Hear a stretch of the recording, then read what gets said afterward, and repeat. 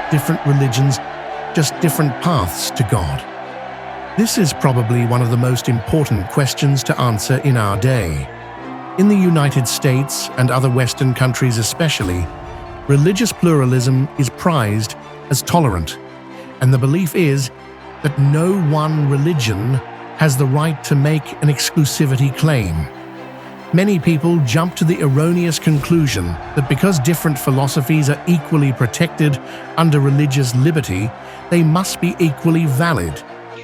One of the classic illustrations used by proponents of religious pluralism is that of an elephant.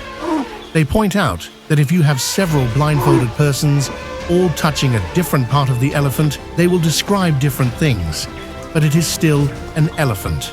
There are a couple of problems with this illustration, the biggest one being that God is not an elephant.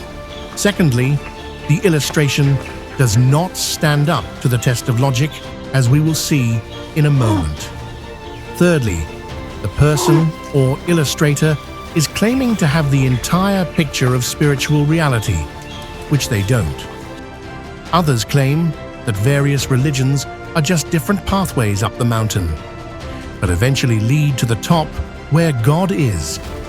But as we will soon see, logic demonstrates that each belief system has its own set of signs that point to radically different locations in the end, not the same one. So, how do we arrive at the truth about God? And what is the one, true, correct religion? There are several ways. One, we can separate truth from error by using various tests for truth, with the end result being a set of right conclusions.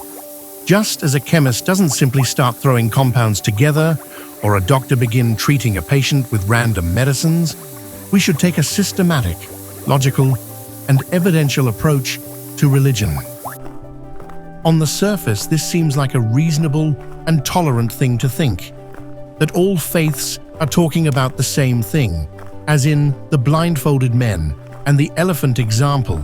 Religious pluralists say that all religious groups are experiencing the same God, but explaining him in different ways.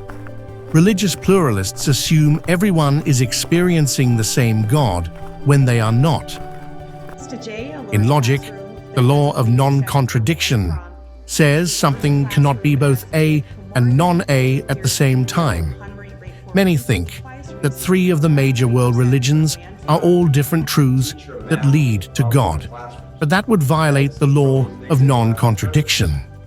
Islam and Judaism both claim that Jesus is not God, but Christianity claims that Jesus is God. That is your truth. While it may be true for you, it is not true for me. But the law of non-contradiction shows Christianity and Islam cannot both be true at the same time. Nor could Mormonism and Buddhism both be correct. All religions could not be true at the same time because they teach many things that are directly opposite of each other. It is possible that all religions could all be wrong, but they can't all be right. So, the first logical error in the elephant illustration is that all religions cannot be right. So, how does one figure out which one is the one true religion? That there are different answers to a particular problem is not unique to religion. If you give a complex math problem to several high school students and they all get it wrong, it does not mean that a correct answer does not exist. One problem with religious pluralism, all paths lead to God, is that most people just look on the surface of a religion and not at the core beliefs. As one begins to get closer to the central teachings of different religions, one quickly realizes they are not the same and they contradict each other. For a religion to be true, there must be a logical consistency. That is, the claims within a belief system must logically adhere to each other and not contradict each other in any way. For example, Buddhism's goal is to rid oneself of all desires, but one would have to have a desire to get rid of all desires. That is contradictory and illogical. Pluralism is illogical and contradictory because diametrically opposing claims of truth cannot both be correct. There must also be some evidence to support the belief system or empirical adequacy. His is where all belief systems except Christianity fall woefully short. Mormons teach that Jesus visited America, but there is not a shard of evidence. Christianity says Christ rose from the dead. The Jewish leaders wanted to refute this claim. The Romans had control of the city and posted a guard at the tomb, but none of them could produce a dead Jesus. There should be some evidence that can be tested to evaluate claims. Around 12 manuscripts are available of Caesar's account of the Gallic Wars, with the oldest manuscript from the 9th century. The earliest manuscripts on the life of Christ began appearing in the 1st century with 5,800 Greek manuscripts of the New Testament available up to the time of the printing press. Most important, a religion should have existential relevancy. That is, it needs to be able to answer 4 big questions about life.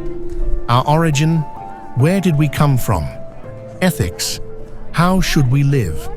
Purpose, what is the meaning of life? Destiny, where is mankind heading? A true religious belief system must be able to answer these questions satisfactorily. Christianity answers each of these 4 questions in resounding ways.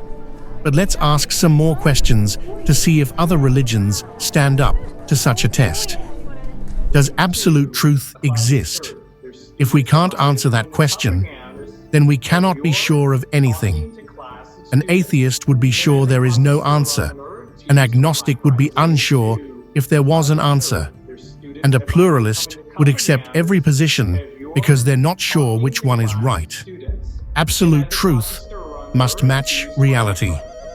When a relativist says, all truth is relative, they are actually affirming they believe there is an absolute truth. Postmodernism states there is no truth, yet affirms at least one absolute truth. Postmodernism is true, so that there is absolute truth becomes undeniable. It also logically follows that truth by its nature will be exclusive. Truth is narrow and will by nature exclude the opposite.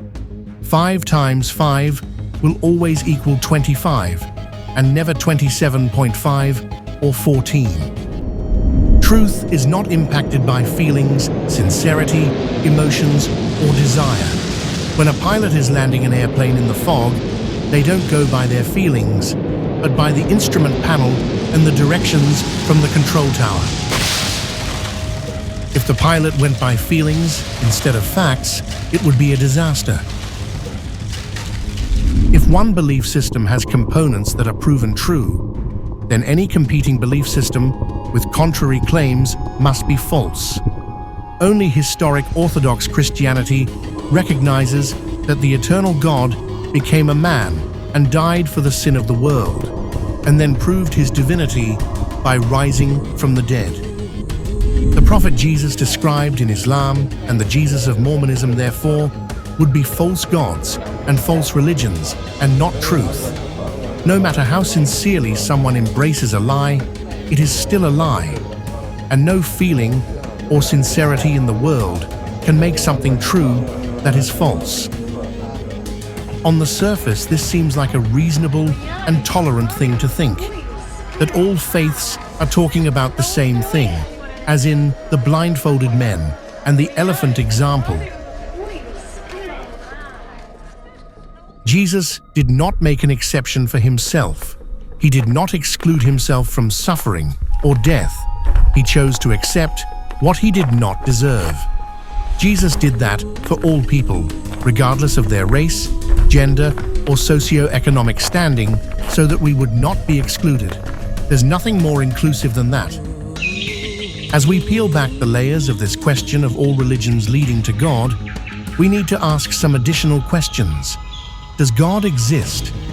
Atheists and naturalists, people who do not accept anything beyond this physical world and universe, would say no. But why do we have something rather than nothing at all. How did you and everything around you get here? The argument for God is very straightforward and clear.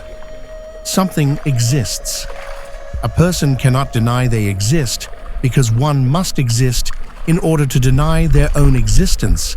So the premise, something exists, is true.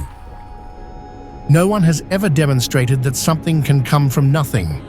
So some type of eternal being is responsible for everything that exists. An atheist or pantheist may claim that the universe itself is an eternal being, but the scientific evidence indicates the universe had a beginning. Everything material that has a beginning must have a first cause, and no one has ever shown otherwise. Therefore, the universe had a first cause and is not eternal, which rules out atheism as well as pantheism, Hinduism, Jainism, Buddhism as valid belief systems.